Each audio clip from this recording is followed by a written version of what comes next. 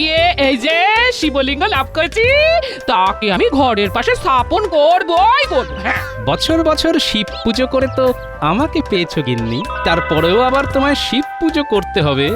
আবার আবার তুমি আমার মাথাটা গরম করছো। আর সেটা আর নতুন করে করার কি আছে গিন্নি, সে তো এমনিতেই গরম হয়ে আছে।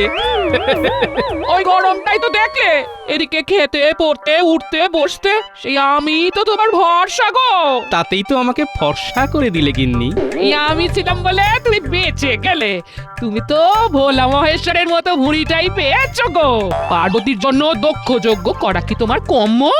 তবে এটাও কান খুলে শুনে রাখো, তুমি যদি ঘরে ফিরে আমার শিবলিঙ্গের প্রাণ প্রতিষ্ঠার ব্যবস্থা না করো তবে আমি দক্ষ যজ্ঞ শুরু করে দেবো। হ্যাঁ, সেটা আমি এখন থেকে টের পাচ্ছি।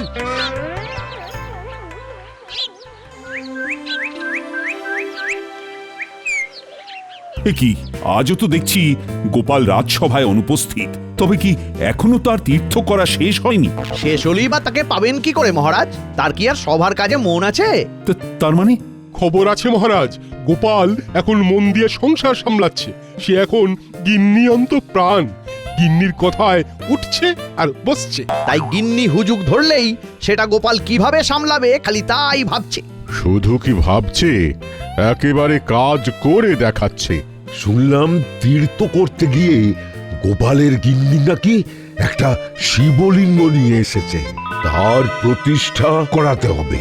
এখন গোপালের ধ্যান জ্ঞান সেটাই। তার জন্য নাকি গোপাল এখন হিমালয় ফেরত সাধুর কাছেও যাবে। সে যাচ্ছে যাক, কিন্তু এইদিকে গোপালের দেখা দেখি পণ্ডিতও যে তীর্থযাত্রায় বেরিয়ে গেল। এটা তো ভালো কথা মহারাজ, কিন্তু আমি ভাবছি অন্য কথা। তবে সবকিছু ছেড়ে গোপাল হঠাৎ শিবলিঙ্গ নিয়ে পড়লো কেন? তবে কি ওর অন্য কোনো মাহাত্ম্য আছে? এই তো এখানেই তো সেই সাধু বাবার ডেরা বানিয়েছেন শুনলাম। সবই মহাদেবের কৃপা। এমনি এমনি কি আর হিমালয় ফেরত সাধু বাবা আমাদের দর্শন দেওয়ার জন্য এই বয়সে আছে না? তাই বুঝি।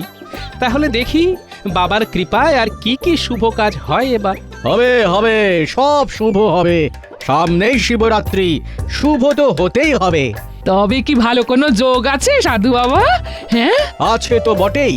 হিন্দু শাস্ত্র মতে এই দিনেই শিব আর পার্বতী বিবাহ বন্ধনে আবদ্ধ হয়েছিলেন। তাই এই পুণ্যতিথি পালন করলে সমস্ত পাপ থেকে নিষ্কৃতি পাওয়া যাবে। ব্যাস, আর কিছু না? সংসারে শান্তি ফিরবে আর মোক্ষ লাভ হবে। বল বল, আর কি চাস? আবার কি চাইবো সাধু বাবা, এটাই তো হয়ে বেশি। তাহলে বাবা ওই শিবরাত্রির দিনেই আমাদের শিবলিঙ্গের প্রাণ প্রতিষ্ঠা হবে। আর সেই শুভ কাজটা মানে প্রাণ প্রতিষ্ঠার ব্যাপারটা আপনিই সামলে দেবেন। বেশ, তাই হবে রে বেটা। জয় জয় মহাদেবের জয়। এদিকে তো ভালোই তেলপাট চলছে রে ঘটা। আমাদের চটপট খবরটা যথাস্থানে পৌঁছে দিতে হবে।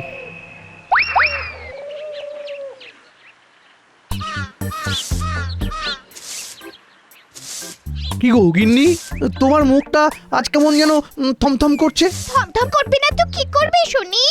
এমন লোককে নিয়ে কি আর সংসার করা যায়? আমি আবার কি করলাম? বলি সংসারে তো তোমার মন নেই, তা মনটা থাকি কোথায়? এই মরেছে মনটাকে কোথায় কার কাছে রেখে এলাম? কই না তো, রাখিনি তো। রাখুনি নয় বলো ভাবনি। আমার শখ আহ্লাদ নিয়ে মোটেই তুমি ভাবো না। এ বেলা ও বেলা খালি রাজসভায় ছুটছো। সংসারে কি হচ্ছে না হচ্ছে সে খবর রাখো তুমি। না রাখলে সংসারটা চলছে কি করে? তবে তুমিও শুনে রাখো গিন্নি, সারাদিন কানের কাছে এরকম ভো ভো করলে আমিও পালিয়ে পালিয়ে বেড়াবো। হ্যাঁ, একেই বলে কপাল। একজনের সংসারে শান্তি আসছে আর একজনের কপালে অশান্তি। এবার কিন্তু গোপাল দাদা এই সব ঝামেলা থেকে মুক্তি পেয়ে যাবে, আর মন্ত্রী মশাই মাথা ঠুকবেন। এই কি হয়েছে? খুলে বল দেখি আমায়, বল। হ্যাঁ হ্যাঁ, রাগঢাকে কি আছে? আমরা তো নিজের কানেই শুনে এলাম ওই হিমালয় ফেরত সাধু বাবার কাছে গিয়ে গোপাল দাদা আর ওর গিন্নি সংসারে সুখ আনার টোটকা নিচ্ছে। শিব পুজোর নির্ঘণ্ট জেনে এসেছে। দেখো তাহলে আমি কেন তোমাকে দু চার কথা শোনাচ্ছিলাম? এরপরেও কি তোমার টনক নড়বে না? আমার টনক নড়ুক না নড়ুক, গোপালকে আমি কিছুতেই শান্তি পেতে দেব না। না না দাদু, এইভাবে চুপি চুপি আমাদের না জানিয়ে পুজো করা চলবে না। হ্যাঁ, দাদুর বাড়িতে শিব পুজো হবে অথচ আমরা কোনো দায়িত্ব পাবো না, সেটা হবে না। ওই দেখো আমার কচি কাচারা চলে এসেছে।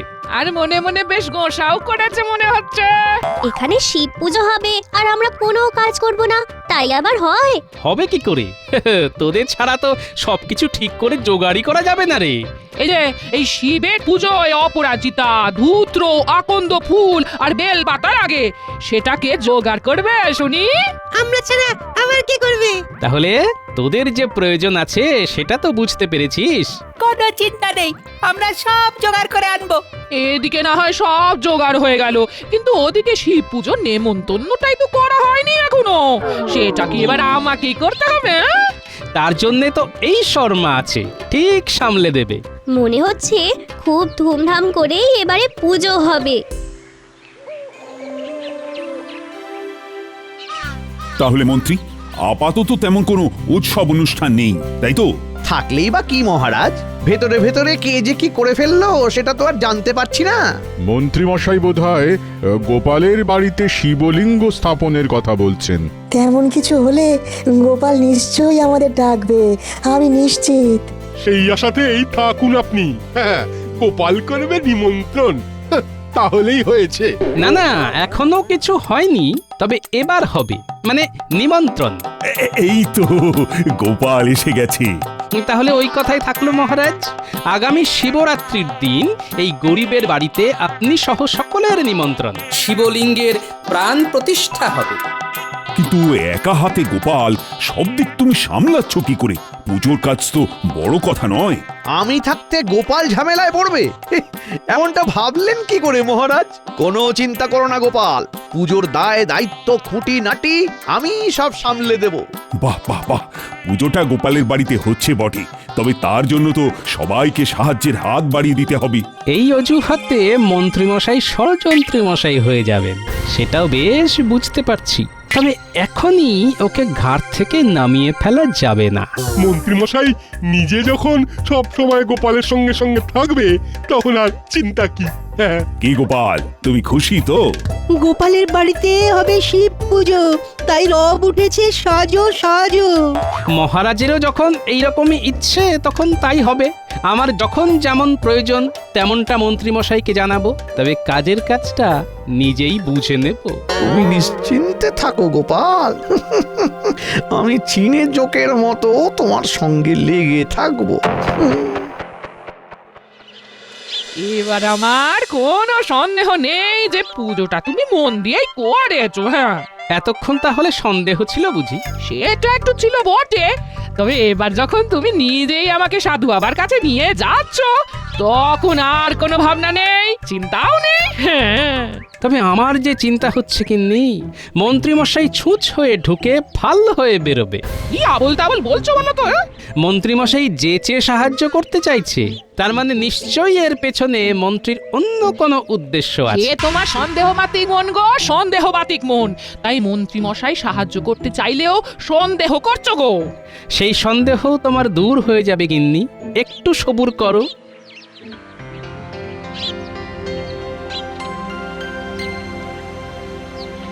আবার কি চাই? হ্যাঁ, শিবরাত্রির পুজোর আচার উপকরণ সবই তো জানা হয়ে গেছে, এবারে শুধু ভক্তি ভরে পুজো করতে হবে।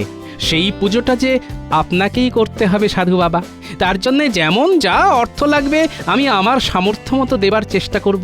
না না না, অর্থ নয়, ভক্তি ভাবটাই তো আসল। তবে শিবরাত্রির পুজো বড় একটা কম হ্যাপা নয় কিন্তু।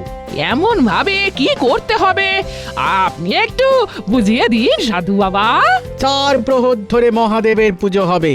প্রথম প্রহরে জল দিয়ে, দ্বিতীয় প্রহরে দই দিয়ে, তৃতীয় প্রহরে ঘি এবং শেষ প্রহরে মধু দিয়ে শিবলিঙ্গের প্রাণ প্রতিষ্ঠা করতে হবে। তাহলেই পুজো শেষ? তাই আবার হয়?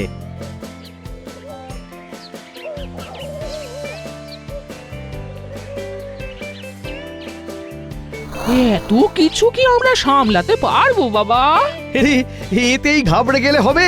শুদ্ধ মনে সব কিছু ঠিকঠাক পালন না করলে কিন্তু পুণ্যের বদলে পাপটাই গায়ে লাগবে, সেটা যেন খেয়াল থাকে। হ্যাঁ, যা ভেবেছি তাই। শিব পুজো শুরু হওয়ার আগেই মন্ত্রীমশাই চমকাতে শুরু করেছে।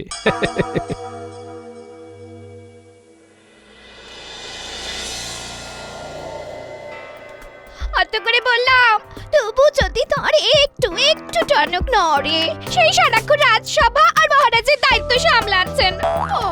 সবটাই সামলাতে হবে গিন্নি, সবটাই সামলাতে হবে। শুধু ঘরে নয়, বাইরেরটাও তো সামলাতে হবে। কি আর সামলাচ্ছ? যদি সামলাতেই পারো তবে আমাকে তীর্থযাত্রায় নিয়ে চলো তো দেখি। চলো চলো।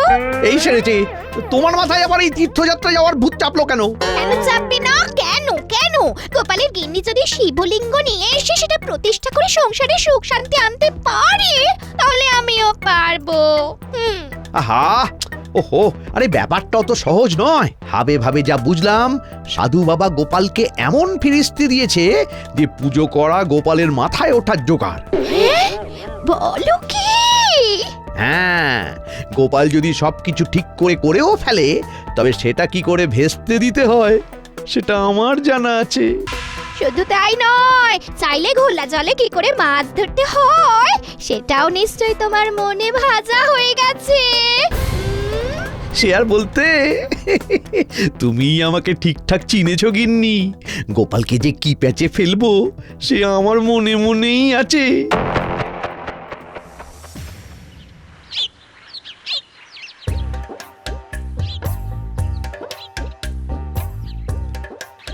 একটু এইবার কেমন পুজো পুজো মনে হচ্ছে। হ্যাঁ, কলসিতে ভরে গঙ্গা জল দিয়ে এসেছি। এটা না হলে তো পূজাই শুরু করা যাবে না। সে না হয় এনেছিস, কিন্তু এবার বাকি কাজগুলো তো সামলাতে হবে নাকি? এরপর আর কি কাজ আছে গো গোপাল দাদু? কাজ বলে কাজ, এরপরে দুধ, দই আর মধু লাগবে। সেই সব নিয়ে চাপ নিতে হবে না। দুধ আর দই ভোলা ময়রা দিয়ে যাবে, আর পুটির বাবা মধুও দিয়ে যাবে। হ্যাঁ, বাহ, তাহলে তো মিটেই গেল। এবার তাহলে পায়ের উপর পা তুলে বসে থাকি। আর আমরা একটু হুটাপাটি করি। পুজোর জোগাড় কি আমি একা করব? এই সাধু বাবা এই চলে এলেন বলে। হ্যাঁ, তার আগেই আমি চলে এসেছি, তবে দুধ না নিয়েই আসতে হলো। কেন, কি হলো আবার? দুধে চো না পড়ে ওই দুধ নষ্ট হয়ে গেছে, তাই না দুধ না দই কিছুই পাওয়া যাবে না। সে কি? তাহলে কি হবে? কি হলো সেটা তো আমিও বুঝতে পারছি না। মধু নিয়ে আসে যে ছেলেটা, তারও তো আজ কোনো পাত্তা নেই। এ মা, তাহলে কি হবে? আহা, এখনই অত হাই হাই না করে কিভাবে কি করা যায় সেটার উপায় ওই সাধু বাবাকে জিজ্ঞাসা করেই বের করতে হবে। তাহলে তুমি আবার ওই সাধু বাবার ডেরায় যাবে এখন? না গিয়ে আর উপায় কি? তাই বেলা গড়াবার আগে নড়াচড়া যা করার করে নি, বুঝলি? তাহলে আমরাও যাবো তোমার সঙ্গে। বেশ তো, চল না, দল বেঁধে গেলে কি ফল হয় দেখি।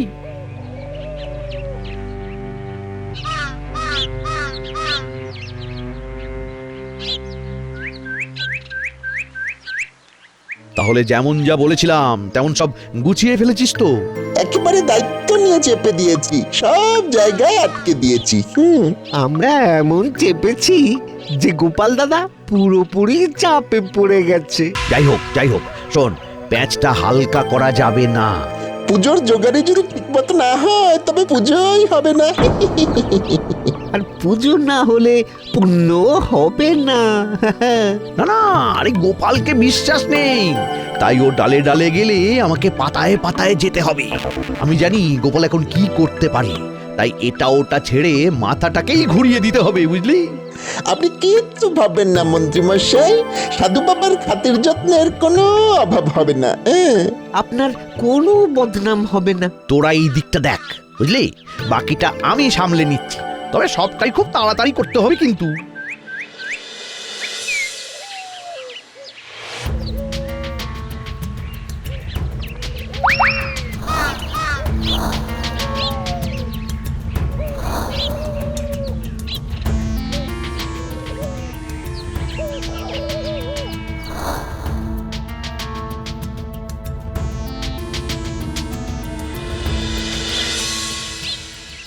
এমা, এদিকে তো বন্ধ।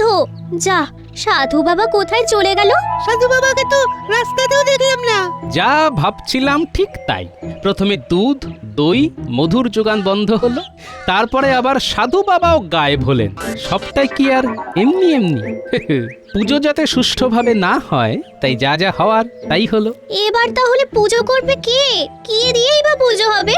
সব ব্যাপারেই বাধা পড়ছে কেন? না না, ব্যাপারটা এবার একটু তলিয়ে দেখতে হবে। তাহলে তো মুশকিল হয়ে গেল। কোনো মুশকিল নেই, সব মুশকিলের মুশকিল আসান এই সমাধানানন্দ আছে তো। ইনি আবার কিনি? হ্যাঁ, কেমন যেন চিনি চিনি মনে হচ্ছে। পুজো করা নিয়ে ঘাবড়াস না বেটা, ওটা আমি সামলে দেব। সাধু বাবার খেল কেমন জমে সেটা দেখার জন্যে সাধু বাবাকে ময়দানে নিয়ে গিয়েই ফেলতে হবে। গোপাল দাদু, আবার তো সাধু বাবা হাজির হয়ে গেল। তাহলে চলুন বাবা, ওই পুজো পাঠ শুরু করবেন, চলুন।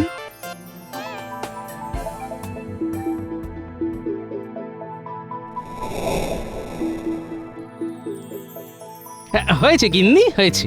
ব্যবস্থা একখানা ঠিক হয়েছে। বলি সাধু বাবাকে নিয়ে এসেছো তাহলে? কিন্তু ইনি কে?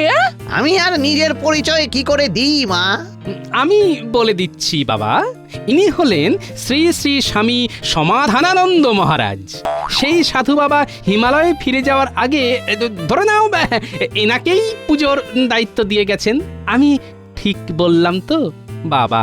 বিলক্ষণ বিলক্ষণ বিলক্ষণ। তাহলে এবার পুজোর জোগাড় বুঝে নিতে হবে আমায়।